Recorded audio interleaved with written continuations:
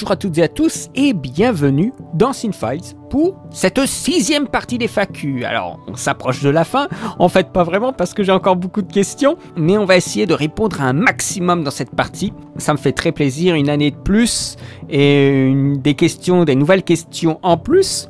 Je vais y répondre dans un instant, mais avant toute chose, je voudrais évoquer juste 2-3 petits points avec vous en préambule, comme à chaque fois.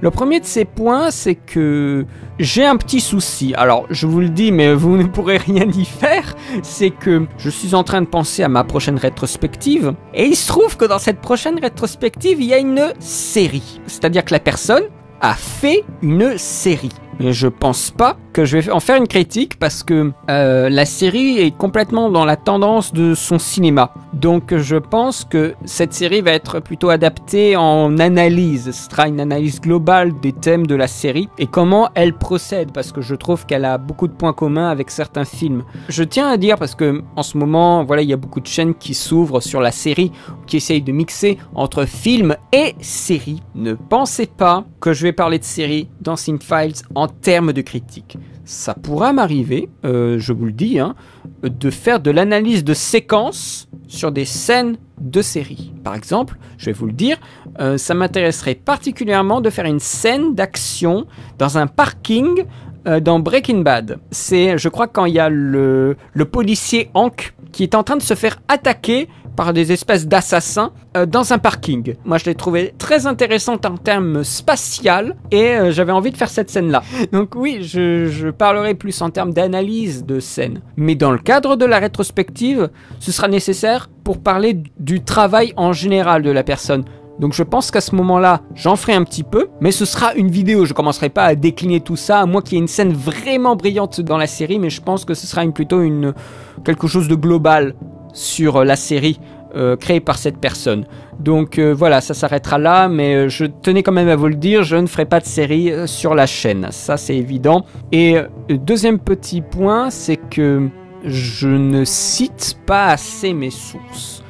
Je vous rappelle un peu le processus de comment je fais les critiques, c'est je fais des razzias totales sur tout ce que je peux trouver sur le web, sans forcément citer d'où ça vient. Alors il y a un processus d'assimilation, c'est-à-dire que je mets tout dans un texte, tout mélangé, je lis tout, je retrie tout, et après je réordonne tout pour faire après mon propos. Et bien sûr, il y a des moments où les phrases sont les mêmes, où les idées sont les mêmes.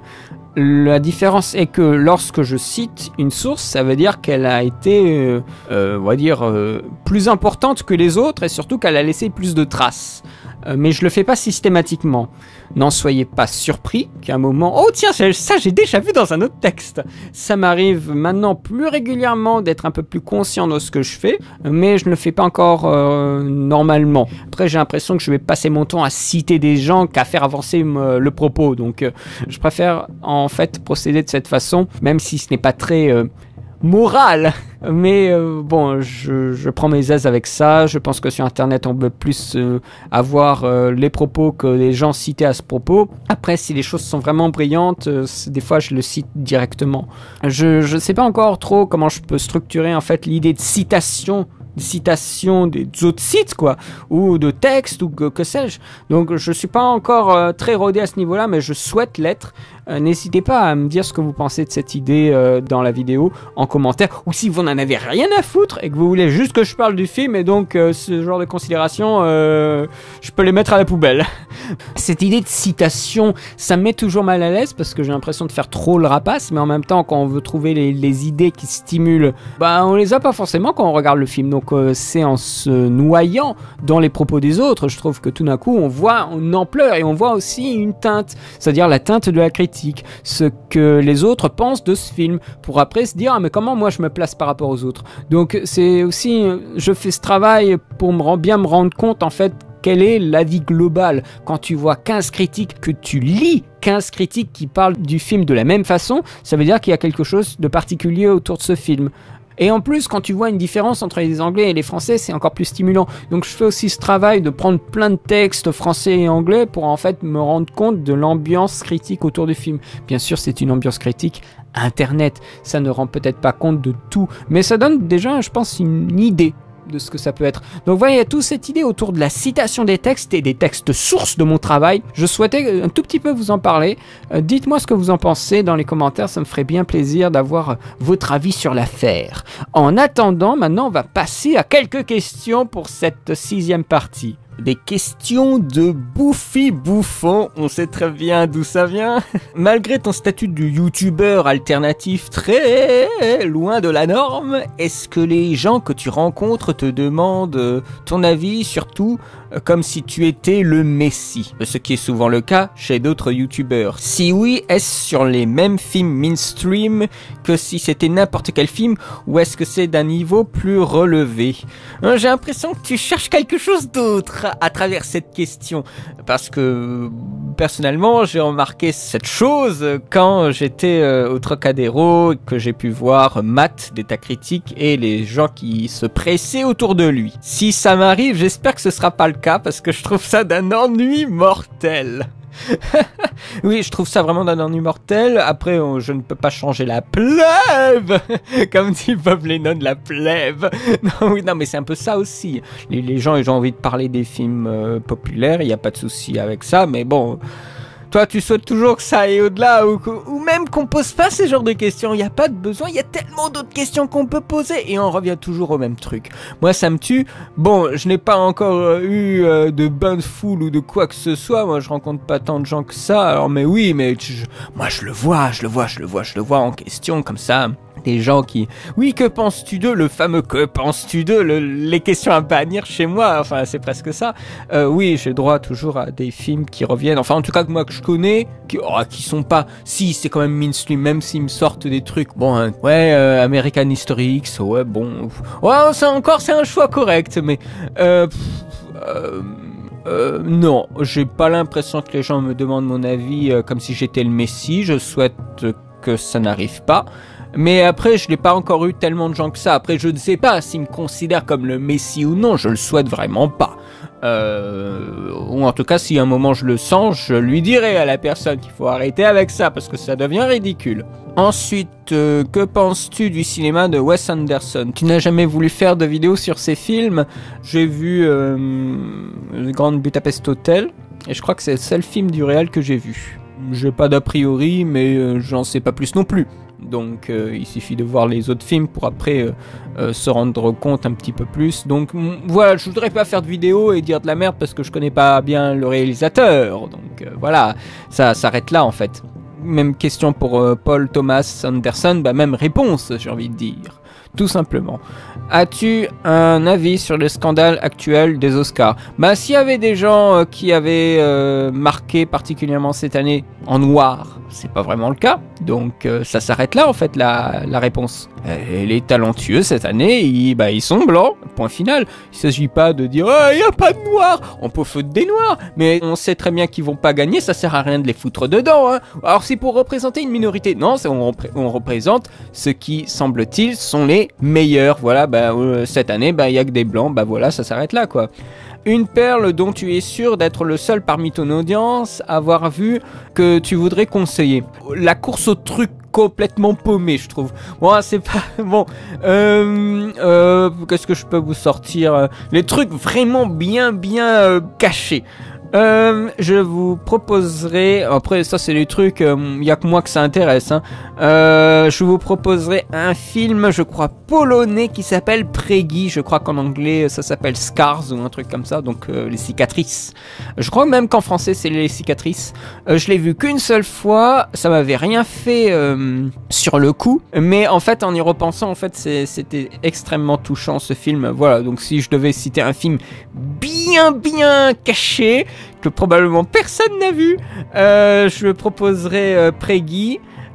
Sinon je pourrais proposer la Clepsydre, qui est une sorte d'Alice au Pays des Merveilles, mais en live. C'est vraiment très étrange comme film, mais c'est réussi. Ensuite, est-ce que tu n'as pas quelqu'un, acteur, réel ou autre, que tu souhaiterais voir définitivement disparaître de l'industrie du cinéma, ou pire, que tu t'en fous simplement? Ça, on m'a déjà posé la question, donc je ne vais pas y répondre. Je m'en fous, enfin...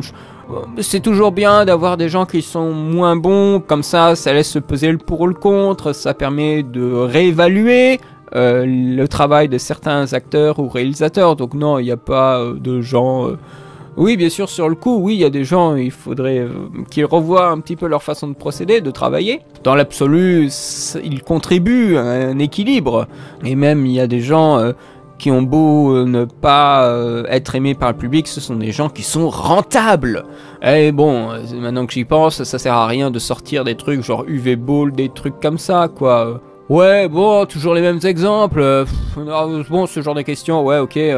Les questions de la haine, tu vois, moi je vois ça comme des questions de la haine. Bon, je veux pas attiser de haine.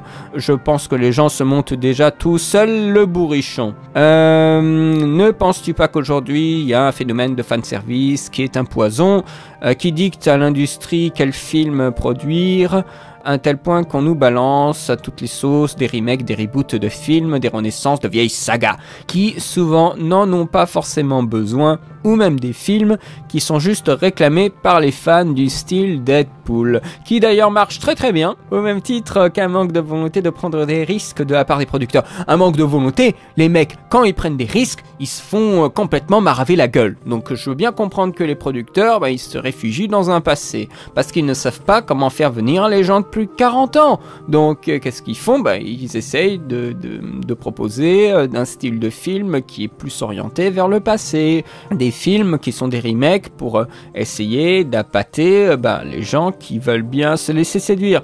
Donc oui, non, ça c'est des tentatives désespérées parce que Hollywood ne sait pas comment accrocher une génération qui évolue, qui a assimilé beaucoup de films et maintenant elle sait pas sur quel pied danser. Donc soit elle est vraiment orientée sur les jeunes, soit ce qu'elle voudrait, c'est plaire à tout le monde. Enfin, je parle d'Hollywood comme une personne. Mais oui, c'est un peu ça. Donc, elle sait pas sur quel pied danser. Donc, elle fait aussi des remakes et tout ça. Et les histoires de reboot et tout ça, c'est aussi pour des affaires de licence. Garder les droits sur des licences. Donc, de toute façon, si c'est pas un studio qui va faire le remake, c'en est un autre. Donc, vaut mieux garder la licence dans le studio. Voilà. Donc, ça s'arrête aussi sur ce genre de questions. Et puis, c'est tout. Je dirais pas que c'est un poison parce qu'il y a quand même des trucs qui sont sympas. Pour voir le décalage, comment on traite le même personnage aujourd'hui. De voir, c'est des remakes qui permettent aussi de montrer à quel point aujourd'hui on a changé. Je pense au Robocop, je pense au Total Recall, je pense aussi au Man of Steel, au Superman et au Batman bien sûr.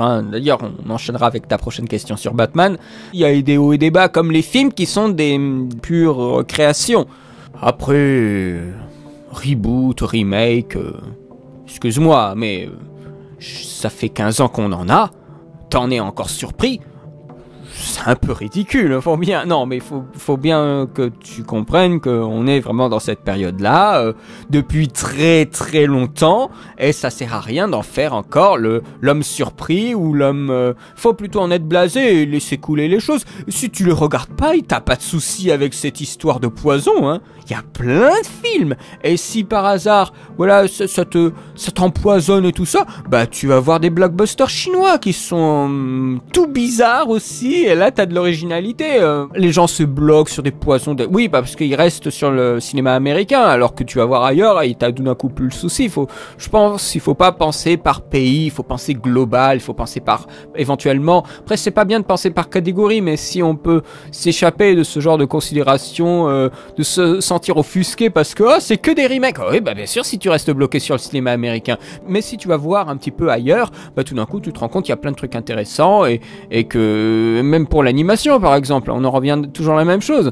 Il faut essayer d'aller au-delà et si tout d'un coup ça plaît moins à un endroit, il faut aller à un autre endroit et ça marchera très bien comme ça. Donc poison, c'est bien parce que t'as la tête dans l'eau. Après si tu sors et que tu vois en fait qu'il y a plein d'autres trucs, c'est plus un poison, c'est juste une filmographie d'un pays qui est isolé. Ensuite, toi qui es un grand fan de Batman, alors je suis pas un grand fan, mais j'affectionne le personnage, qui semble pas mal hypé par Batman v Superman, n'as-tu pas peur du casting trop célèbre et de la présence d'un nombre important de personnages charismatiques qui laissent entendre qu'ils auront tous une place conséquente au risque de nuire à la trame principale? Alors l'effet, oui, de casting méga boursouflé, oui, c'est un risque parce que ça donne des coûts tellement chers à rentabiliser. En théorie, ça n'a rien à voir avec la trame principale. On fait le récit, on écrit le scénario, et après on fait le casting. Donc si Jeremy Irons a 2 scènes d'Alfred, il aura 2 scènes d'Alfred. Ça s'arrête là. La seule différence est que pendant le montage du film, avec les différents retours, ils ont rajouté plus de Batman. Enfin, c'est ce qui a été dit. Alors moi, ça me va totalement, parce que j'aime bien Batman. Et il semblerait, d'après les bandes annonces, que Ben Affleck, il envoie. À ce niveau-là, je suis confiant. Je pense que la trame a été quand même travaillée. Après qu'on ait vu toutes les bandes annonces et qu'on soit spoilé après, ça n'empêche pas que le film peut être intéressant. Après, si la bande annonce a tout gâché, ah bah oui, bah on ne peut que s'en vouloir à soi-même d'avoir vu toutes les bandes annonces, parce qu'on peut se retenir aussi. Je pense que quand même la trame sera très sympathique. Le film sera dense, il sera très rapide. Et pourtant, il dure 2h30. C'est long, 2h30. Je crois qu'il y aura beaucoup de choses. Ensuite, toi qui as aussi une passion pour le jeu vidéo, passion, faut se calmer aussi. Hein. Je n'ai pas une passion, je joue de moins en moins. N'as-tu jamais voulu faire une critique d'un film qui, pour toi, a un intérêt sur les 2 tableaux? Non, pas particulièrement, parce que je cherche pas forcément ça. Je ne vais pas me presser pour ça, je n'ai pas l'idée de faire ça pour l'instant. Et ce n'est pas parce que j'ai fait une critique de Crost que je vais moi-même tout d'un coup me mettre à parler des films qui ont des relations étroites avec le médium vidéoludique. Je le fais si j'ai envie, point barre. Je prends en compte ce que vous me proposez comme film à voir, mais je peux pas tout voir et je peux pas tout faire. Et surtout dans l'instant, je peux pas tout faire. Voilà, Bouffi Bouffon, tu as tes réponses à tes questions. Je te remercie de m'en avoir posé pour cette FAQ et je te souhaite une bonne continuation. Ensuite, des questions d'une personne qui se fait nommer le petit cinéphile. Alors, tu me poses des questions. En 2015, on a vu 3 exemples notables de films en un seul plan séquence. Vrai ou faux? Birdman, Unfriended, Victoria. Alors, Unfriended, je suis pas sûr que ce soit comme ça en un plan séquence. Hein. Il y a des coupes après. Vrai ou faux plan séquence? Parce que Birdman, il y a des coupes. Hein. Ça se voit. Hein. Quand par exemple ils vont sur la terrasse, enfin quand ils sortent en fait à l'extérieur, tu vois qu'il y a des coupes. Hein. La transition est pas fluide et en fait tu sens qu'il y a une coupe là et qu'ils ont raccordé. Après il y a toujours des raccords numériques assez habiles ou des plans qui sont tout d'un coup très faux. Parce que c'est un plan de transition avec le temps qui s'accélère, des choses comme ça, et hop, ça te fait la transition avec bien sûr des choses qui font en multiplane, comme ça ni vu ni connu, on passe à un autre plan. Donc non, Birdman est un faux plan séquence. Unfriended, c'est que du trucage, travaillé et tout ça, y a rien de vrai là-dedans. Ne serait-ce qu'éventuellement le dernier plan, mais bon, c'est contestable. Et Victoria, je n'ai pas vu, donc je ne sais pas si c'est un traitement, mais à mon avis, c'est tout le monde se pignole sur le plan séquence, mais c'est que du trucage. Les gens, plan séquence dans l'église, dans Kingsman. Non, il y a des transitions de tous les côtés, hein. Il y a des coupes, et ça se voit, les coupes se voient dans la séquence. Ce qu'ils ont fait, c'est qu'ils l'ont monté en même temps de le tourner. Donc il y avait plein de raccords qui sont des raccords, parce que bien sûr c'est de la caméra portée, donc tu as des fois des panoramiques qui sont violents, et dans ces panoramiques, donc dans ces mouvements violents de la caméra, ils te font une coupe au milieu du mouvement et te le raccordent avec la suite, mais du coup repris un peu plus loin, donc comme ça les acteurs peuvent se reposer et rechorégraphier comme il faut, et avec ces genres de petits mouvements ils te font la transition d'un plan à un autre, donc d'une prise à une autre. Voilà, donc c'est des petits trucages, et encore là moi je suis pas du tout, je me suis pas renseigné davantage. Victoria je n'ai pas vu, hein. C'est peut-être super bluffant ou c'est super illusoire, mais non, plan séquence, non, il y a du trucage derrière. Penses-tu que cette technique est intéressante pour raconter une histoire, ou juges-tu cela simplement comme un effet de style? Ce qui en revient aussi à parler du questionnement de Anthony Benguigui, qui trouve que en ce moment, il y a beaucoup de critiques qui aiment souligner le fait qu'il y ait des plans séquences, et il avait l'impression que pour faire un bon film, il faut un plan séquence. En gros, voilà, il me demandait mon ressenti en tant que monteur de métier sur le plan séquence au niveau professionnel. Le côté mode, tendance de celui-ci, est-ce qu'on n'y fait pas plus attention qu'avant, finalement? On dit plan séquence, mais on devrait dire plan long, étant donné que souvent le plan n'est qu'une partie de la séquence, faut pas oublier ça. Les plans séquences les plus impressionnants sont ceux qui ont été faits à l'époque, tout simplement. C'est pas super utile. Je veux dire, Creed, c'est pas excellent. En plus, quand tu fais des plans séquences, si les mecs se loupent, ça fait, voilà, en plus pour des trucs de coups de poing, ça fait cheap, quoi. Ouais, alors bon, Creed, j'étais pas convaincu par ces effets de plan séquence. Ah, je ne sais pas. Je me suis pas posé la question de à quel moment ce serait bien de voir un plan séquence. Pour montrer vraiment une continuité. Moi, je pense au plan dans JCVD, le premier plan du film. C'est Jean-Claude Van Damme qui affronte des gens, qui tue plein de gens et tout ça, et c'est en un seul plan. Alors bien sûr, toujours un seul plan, soi-disant. Hein. On a toute cette action un petit peu populaire, et tout d'un coup, on a une coupe. Et pour montrer que voilà, il y a une façade qui tombe derrière lui, et c'était une scène de cinéma. Je trouve que là, l'utilisation des plans séquences est juste. Et s'arrête au bon moment, au moment où il y a la rupture. Pour montrer que tout ce qu'on voyait comme vrai, qu'on pensait que c'était la fiction qui commençait, eh bien c'était faux. Et tout d'un coup, ça trouve sa justification dans la scène suivante, tout en présentant déjà les côtés faux, illusoires, de certaines choses qu'on voit dans le film avec des explosions ou des fois des coups de poing qui sont mal placés. Bien sûr, Jean-Claude Van Damme sait parfaitement donner des coups de poing. Mais là, il y a un côté un petit peu faux quand on voit qu'il donne un coup de poing mais qui est juste... il y a quelques centimètres d'espace et ça a été mis bien de profil à la caméra pour que la caméra capte l'illusion et le faux coup de poing. Donc voilà, il y a un jeu entre le faux et le vrai dans cette séquence de JCVD. Moi, je trouve que JCVD, c'est un très bon film.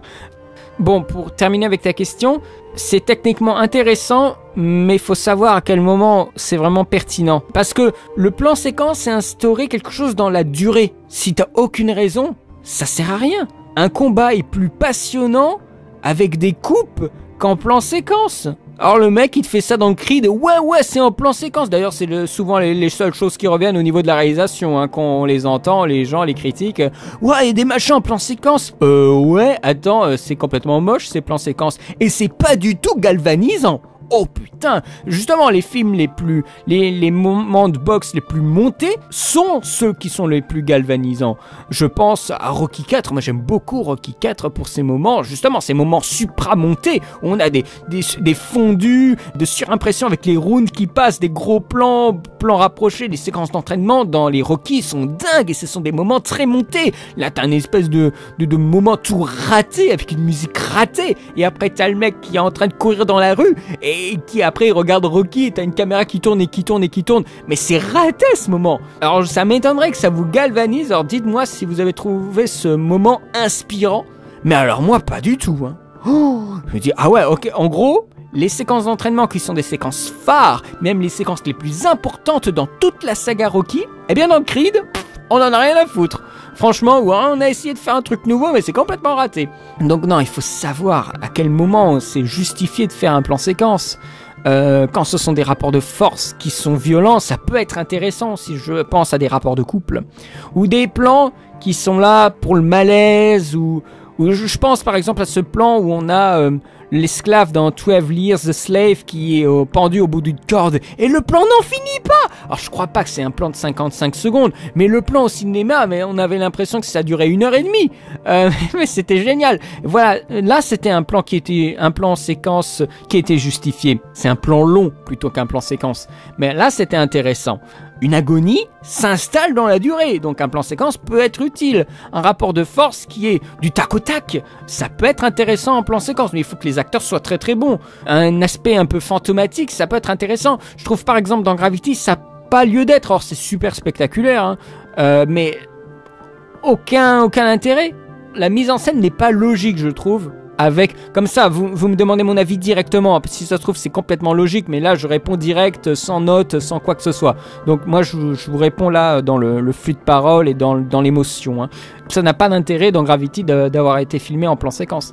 Le résultat est impressionnant, comme tout, hein, mais ça n'a aucun intérêt. Vraiment, le statut de la caméra a vraiment un truc particulier dans Gravity, hein, mais je trouve que ça n'a pas sa place dans le sujet même. C'est plus des prouesses périodiques et fulgurantes de technique que quelque chose qui fait corps avec ce qui se passe. Je divague un peu sur la question, mais je crois que tu as saisi un petit peu. Mais d'ailleurs, je t'invite à regarder une FAQ où j'avais parlé du plan séquence. Pendant 20 minutes, Donc, n'hésite pas à aller regarder cette question, je sais plus où c'était, mais de toute façon, tu as les questions dans les descriptions de parties. Donc, n'hésite pas à aller voir ça. Tu me poses une autre question, quelles sont les parts respectives d'objectivité et de subjectivité pour être un bon critique? Alors là, ça dépend complètement des critiques, hein. J'ai l'impression que c'est en fonction de chacun. Dans l'objectivité, je dirais que c'est aller se renseigner pour après modifier sa subjectivité. Parce que, par exemple, je vais dire n'importe quoi, un mec dit que ce film il est pas bien parce qu'il a été filmé comme ça avec telle ou telle caméra alors qu'il aurait pu utiliser autrement. Voilà, bon. Ou développer une théorie subjective complètement après avoir vu le film sur pourquoi il y a ça et ça dans le film. Bon, c'est subjectif, voilà.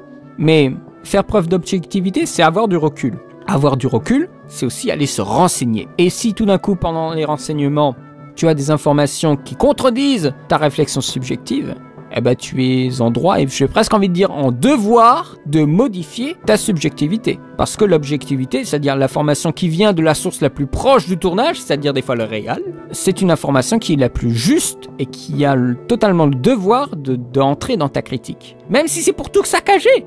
L'objectivité, pour moi, c'est toujours l'information et la recherche. La subjectivité, c'est mon avis, ce que je pense d'eux, mes réflexions, mes préjugés. Et les deux doivent exister. Et je crois qu'il ne faut pas, dans l'absolu, cacher des choses qui peuvent nous compromettre dans notre appréciation ou non-appréciation du film. Si tout d'un coup, il y a des trucs de ouf qui sont révélés, qui prouvent, je dis n'importe quoi, que Les Aventures d'Aladin est en fait un film incroyable et merveilleux, là on ferait preuve de subjectivité en omettant cette information-là. Et on ferait preuve d'objectivité si on en parlait en même temps que dire son avis et tout ça. On aurait donné toutes les informations au public, parce qu'il s'agit aussi de transmettre quelque chose au public. Pour ma part, c'est important de se documenter sur le film, autant qu'on peut, pour rendre compte aussi de ce qui se passe autour du film. Le bon critique, c'est celui qui essaye de naviguer entre les deux. Ensuite, penses-tu qu'il faut changer le fonctionnement de la MPAA en vue des restrictions qu'elle donne à la plupart des blockbusters? Et donc des gros mots, la violence trop appuyée s'interdira sans respecter le réalisme de notre langage quotidien en aseptisant le plus possible. Le langage, le réalisme du quotidien, mais le cinéma n'a jamais voulu être réaliste. Il se veut vraisemblable, c'est tout. Rien de plus. Vraisemblable, suffisamment vrai pour qu'on y croit. Après, si vous n'y croyez pas parce qu'il n'y a pas des gros mots dans le film, attendez, c'est ridicule. Ça, c'est ridicule comme idée.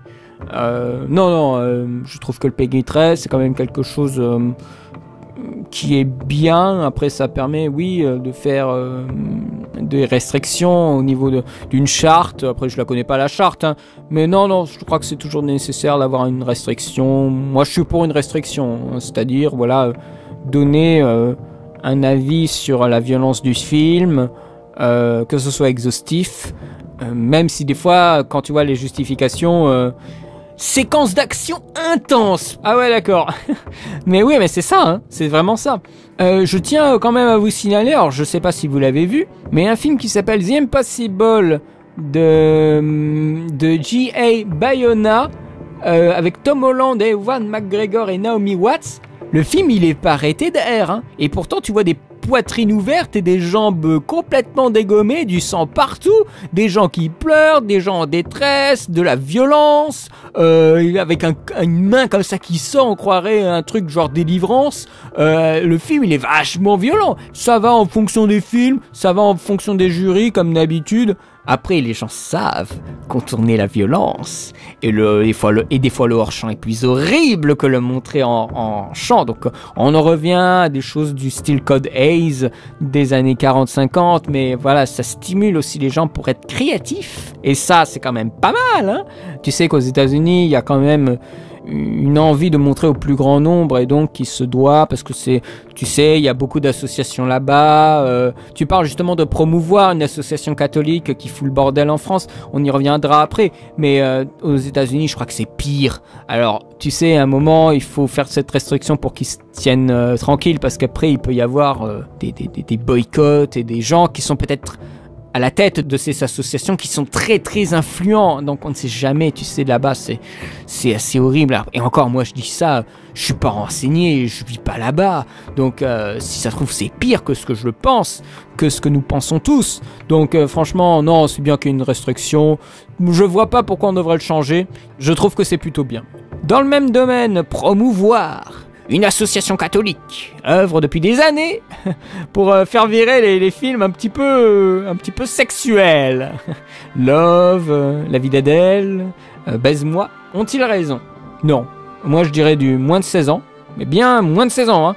Mais moins de 18 et tout d'un coup que ça bascule sur une distribution qui n'est plus du tout pour des films comme ça qui ont été produits sans une optique de film X. Je trouve que c'est pas bon.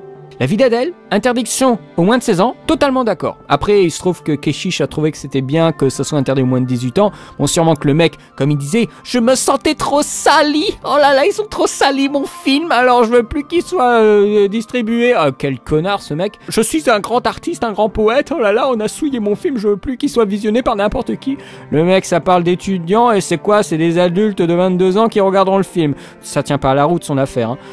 Et pour Gaspard Noé, alors oui, il y a du contenu qui est graphique, comme on dit, mais je trouve que c'est pas pornographique. Ce n'est pas pornographique parce que c'est pas filmé comme un film de boule.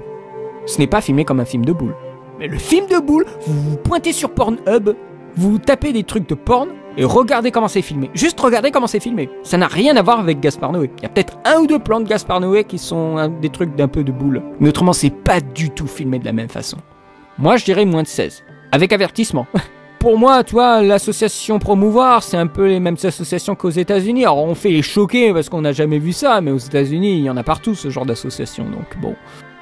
L'interdiction au moins de 18 ans, c'est aussi, du coup, une exploitation qui est carrément, j'allais dire disparue, qui est carrément effacée.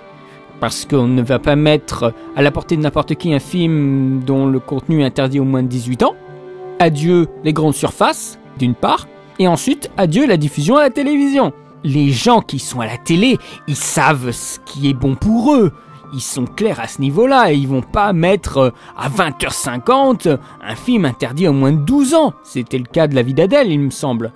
Donc, le faire censurer à la télé, ça sert à rien du tout. Et pour ce qui est du DVD, je crois qu'il y a quelque chose qu'on oublie un petit peu, c'est le boulot des parents. L'avocat se défile dans l'interview quand on parle de la responsabilité des parents, soi-disant qu'ils n'ont pas le temps, qui ne s'occupent pas des affaires du cinéma, voilà. Mais c'est l'affaire des parents. On est aujourd'hui dans une société de l'image, il y a de l'image absolument partout, et dans ce cas-là, les parents, non, ils devraient pas s'occuper de l'éducation de l'image de leurs gosses. Mais si, ça fait partie de l'éducation. Ces parents sont responsables. Moi, si j'avais des gosses, je me sentirais en plus le premier responsable travaillant dans l'image. Aujourd'hui, on doit le faire. On doit faire cette démarche d'être un petit peu au courant de ce qu'on propose à l'enfant à regarder. Ne serait-ce qu'un petit coup d'œil sur Allociné, ça donne déjà un bon point de vue. Et même, ne pas se fier uniquement sur le titre du film, parce que si on devait se baser sur le titre du film, hein, Love, voilà, j'ai envie de dire. Non, mais faut arrêter de déconner, quoi. Je trouve que c'est aussi l'affaire des parents de s'occuper de leurs enfants. Non seulement, voilà, les devoirs, tout ce qui est de l'ordre de la récompense, être avec eux, parler avec eux, mais c'est aussi l'éducation à l'image. Mes parents, ils savaient ce que je regardais, hein. Ça, ils sentaient bien que j'en étais capable d'être résistant, parce que j'ai vu aussi les films sur lesquels j'étais résistant, et j'ai eu aussi mes traumatismes. Et c'est comme ça aussi qu'on devient plus résistant. C'est pas là en mode oh là là, non, on veut leur bloquer tout. Et jusqu'à quel point, au moment, ils se découvrent à 18 ans on leur avait pas tout dit, hein. Et à 18 ans, il y a des tonnes de révélations d'un coup et les mecs ils suivent plus. Enfin non, franchement, non, là je suis vraiment pas d'accord quand il dit que les parents ne peuvent pas ou n'ont pas la capacité de le faire. Si ils ont la capacité, ils doivent l'assumer. C'est leur boulot également. Le problème, c'est que maintenant, les mecs, ils ont trouvé la faille, ils savent comment fonctionner, les mecs, ils vont abuser de ça. Ils devraient laisser faire le ministère, mais au point de faire basculer. Je veux dire que les mecs sont allés au procès contre les films. Je trouve ça ouf quand même que les mecs, ils ont rien d'autre à foutre que ça, quoi. Après, c'est pas forcément les films que j'adule. les films qui sont basculés là au moins de 18. Si Martyr, j'aime bien. Martyr, j'aime bien. Mais bon, ils sont pas attaqués Martyr, donc... Bon, les contenus sexuels, il paraît qu'ils sont déjà repartis pour gangbang. Donc bon, non, moi je m'en fous un petit peu de cette affaire. Hein. Non, moi je trouve qu'ils n'ont rien à foutre là-dedans. Le ministère sait ce qu'il a à faire, et puis voilà. Ensuite, dernière question, penses-tu que tout cinéphile devrait regarder les films en VO ? Bah écoute, moi je n'ai pas de problème avec les AVF. Il y a un truc qu'on dit tous les vieux acteurs de doublage, c'est qu'aujourd'hui, ils ont plus le temps pour doubler. Ça se fait très très très rapidement, trop rapidement. Et on n'a pas le temps de travailler avec le scénario, les personnages, de trouver les bonnes voix, de faire plusieurs prises. Non, ça doit être presque instantané. Il ne fonctionne plus du tout comme dans les années 80 et 90. Et ça se ressent. Et du coup, c'est mauvais. Non mais c'est ça. Et je trouve ça tellement dommage. Moi, je développe pas de haine, mais je m'en fous, quoi. La haine, tu te rends compte ? La violence de ce que tu dis ? Je trouve que c'est plutôt bien, enfin, ça fait, comme j'avais déjà dit, hein. D'ailleurs, c'est pas la première fois qu'on me pose ces questions. Ça fait vivre plein de gens, que ce soit des acteurs, comme des techniciens, comme des studios. Donc, non, c'est pas un problème. Après, si t'es condamné à regarder dans ton cinéma que de la VF, n'hésite pas à regarder un DVD ou Blu-ray où tu auras ta VO. J'ai pas de problème avec ça, hein. J'ai un problème avec l'extrémisme. Je conçois par exemple que des gens de la génération de mon père ne regardent pas de la VO parce que ça les épuise à regarder des sous-titres. Bon, ok, c'est une affaire de génération. Nos générations à nous, et bien sûr encore plus celles qui nous succèdent, sont encore plus familiarisées avec la VO. Ok, y a pas de souci. Mais attendez, de la haine de la VF, faut vous calmer aussi un petit peu, hein. C'est un peu extrême tout ça. Moi je trouve ça extrême, ce propos-là. Oh là là, on devrait tous regarder en VO. Ben non, mais si on a envie de regarder de la VF, on va pas se gêner. Hein. On a le choix, donc on opère un choix. Voilà, si toi ça te fait chier, bah tu regardes en VO. Et tu t'en fous de voir que les autres ils regardent en VF et tout ça. Ah, parce que tu veux absolument les convaincre que la VF c'est mal. Mais tu t'en fous des autres. Tu t'en fous de leur avis concernant la VF ou la VO. Et qu'est-ce que c'est que cette attitude là, on veut essayer de changer le monde entier. Hein. On dit que la VF c'est mal et dès qu'il y a quelqu'un qui va dire oh je regarde en VF, oh mais c'est n'importe quoi. Non mais c'est quoi ce cirque? Mais occupez-vous de votre pomme. Non. Mais ça, ce genre de truc, c'est revenu plusieurs fois dans la FAQ. Les gens qui veulent essayer de comment dire, de faire les donneurs de leçons aux gens en disant parce que la formulation de ta question, je t'engueule pas, hein, mais c'est une tendance que je vois dans des podcasts, les gens essaient de donner des leçons, mais des trucs de ouf, quoi. Typiquement, ce genre de cas, tu te dis ça veut dire, j'espère que tu le fais pas en vrai, hein, quand il y a quelqu'un qui dit, moi je regarde en VF, que t'es pas en train de le sermonner. Parce qu'alors là, je trouve ça gonflé de dire ça. C'est pas ton problème. Mais il se rendra bien compte à un moment que c'est peut-être pas ce qui est de plus optimisé pour certains films. Mais tu le laisses faire. Faut pas s'inquiéter avec ça. Ce serait se faire des cheveux gris pour un rien. Pour un rien. Mais les mecs, mais il faut lâcher du lest, quoi. À ce moment-là, il faut vraiment lâcher du lest, hein. C'est marrant parce que je te sermonne sur le fait que tu peux éventuellement sermonner par la formulation de ta question. C'est un peu sermonception, quoi. Non, mais ouais, bah, enfin ce genre de truc, bah, vous en foutez, quoi. Franchement, vous vous en foutez. Oh, moi, voilà. Quel est ton point de vue? Moi, je te dis que tu t'en fous. Tu laisses les autres regarder en VO ou en VF ou en ce qu'ils veulent. Et toi, tu regardes dans ce que tu veux aussi. Voilà, et ça s'arrête là. Voilà, j'ai répondu à tes questions, le petit cinéphile. Comme tu vois, la durée des réponses, c'est des réponses qui m'ont fait réagir. Je te remercie pour ces questions et je te souhaite une agréable journée. Ensuite, une question de James Clinton. La critique de film peut-elle ou doit-elle adopter un point de vue moral? Je pense que oui, mais faut qu'elle soit aussi qu'un élément de la critique globale. Elle ne peut pas à elle seule fonder on va dire la colonne vertébrale de la critique. Et ce qui t'inspire la question, tu le dis, c'est la récente chronique de Durandal sur Autant n'emporte le vent. C'est un point de vue politique différent, d'une mentalité qui a été battue et dont le livre est un souvenir et le film a essayé de traduire ce souvenir. Et ça s'arrête là. Et en disant ça, je n'ai pas fait de critique. Je n'ai pas dit c'est bien ou c'est pas bien. C'est comme ça que le film traite son histoire. Il aurait pu largement dégraisser sa vidéo en étant synthétique sur cette idée. Parce qu'il n'arrête pas de revenir sur cette idée et c'est assez épuisant. On n'y peut rien, c'est Durandal, il n'est pas au courant. Hein. L'idée de la Terre À un Français, ça échappe, mais un Américain, c'est très important. La terre, le terrain, être propriétaire de quelque chose. Surtout dans ces années-là. Moi, je suis pas rien. Si le mec, il se plante pas dans un contexte, aussi un contexte de production. Ah oui, c'est mal fait, là. Ah bah oui.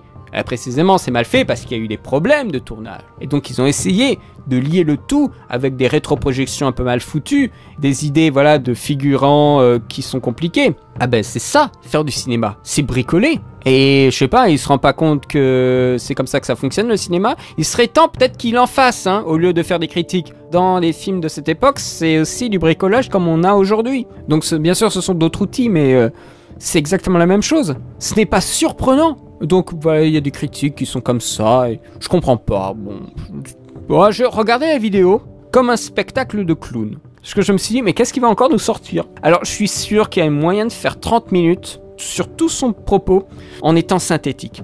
Je sais que le mec, voilà, c'était un peu un angle d'attaque, mais qu'il l'a perdu parce qu'il s'engouffrait trop dedans, alors que ça aurait dû être un point de vue, une partie de son point de vue. Mais là, ça a pris des dimensions dans sa vidéo qui sont beaucoup trop importantes. Durandal a exposé un point de vue moral qui est tout à fait nécessaire pour aborder le film. Mais ce n'est pas que ça. Il ne faut pas parler que de ça. Tu enchaînes anonyme en disant quand il n'aime pas un film, il va chercher tous les arguments possibles.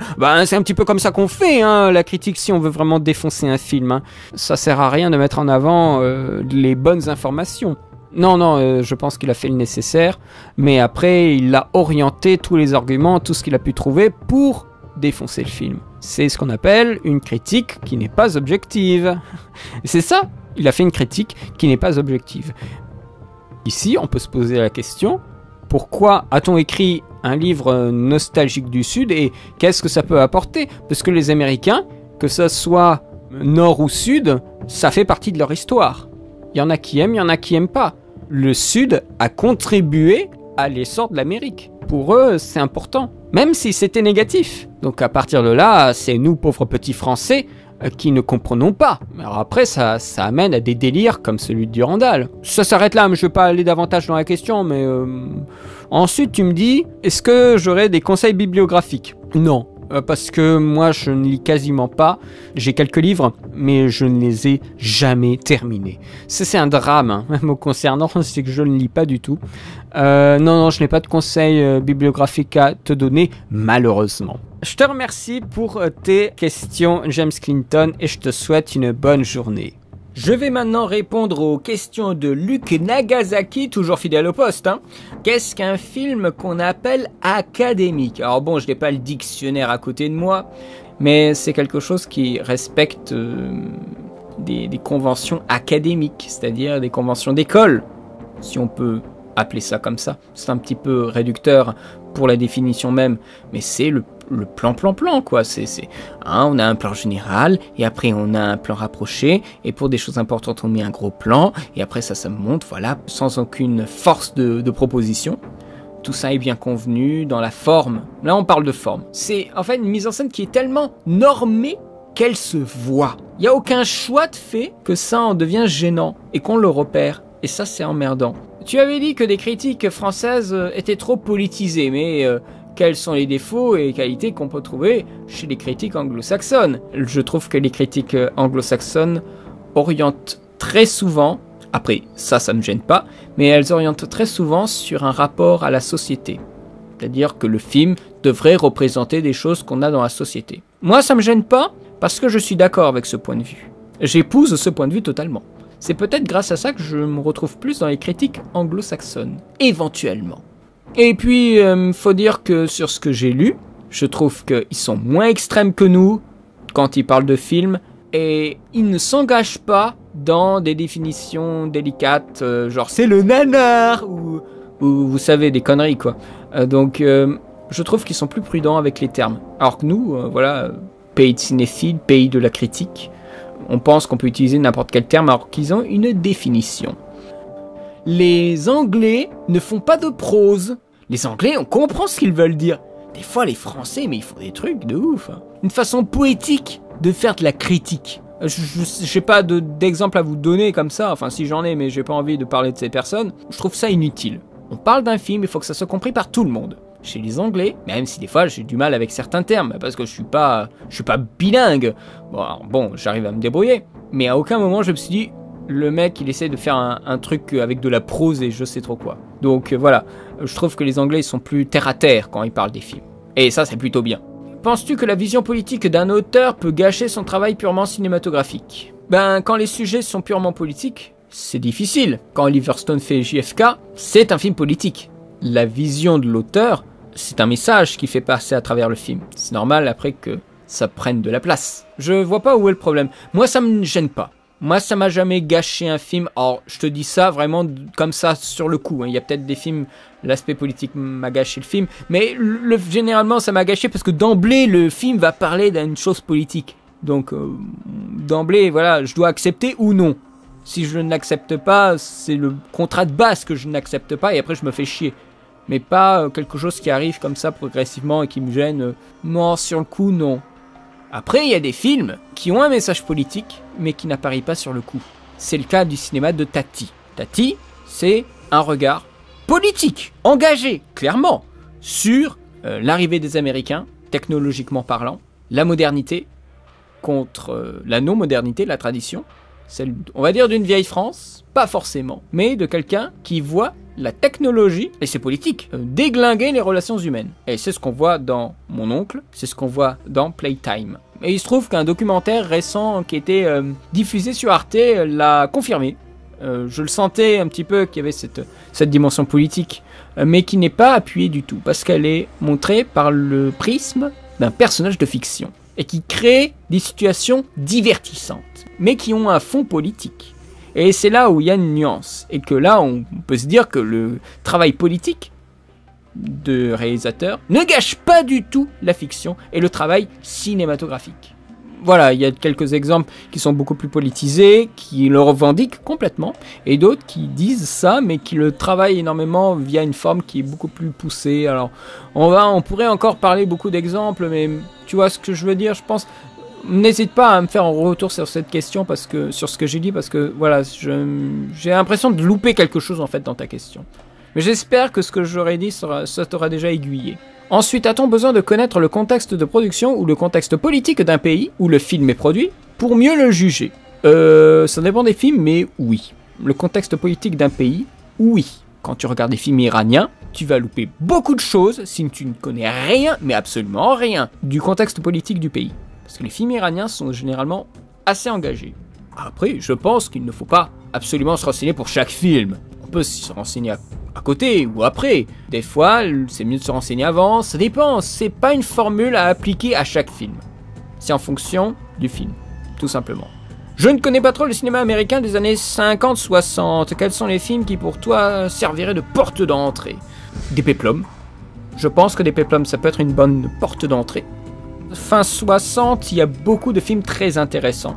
Easy Rider, La Nuit des Morts Vivants, 2001. Dans les années 50, il y a eu aussi d'excellents Hitchcock. Peut-être même les meilleurs, 50 et 60. Là, je le dis vraiment en vrac. On a aussi quelques films de guerre, quelques westerns qui sont importants. La Prisonnière du désert, 1956. On a des comédies musicales comme Chantons sous la pluie. N'hésite pas à regarder des listes sur internet, il y en a plein sur les films des années 50 et 60 aux États-Unis. Je pense que tu trouveras ton bonheur entre comédies du style La Panthère Rose aux films d'action comme Les 12 Salopards. Voilà, cette 6e partie est terminée, j'espère qu'elle vous aura plu. On avance encore plus. Alors la 7e partie la prochaine, je ne sais pas si on va pouvoir terminer la FAQ ou s'il y aura une 8e partie. Je le verrai bien. S'il n'y a pas assez de questions pour une 8e partie, eh bien la FAQ s'arrêtera à la 7e.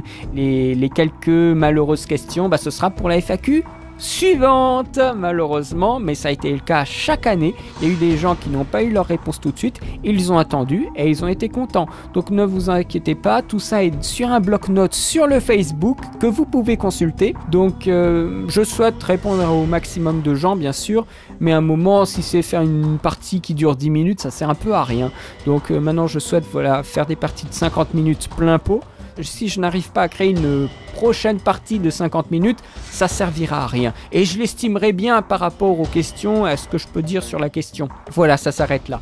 En attendant, je vous remercie, je vous souhaite une très bonne journée, une très bonne semaine et à très bientôt pour de nouvelles parties des FAQ et pour de nouvelles vidéos. Allez, salut!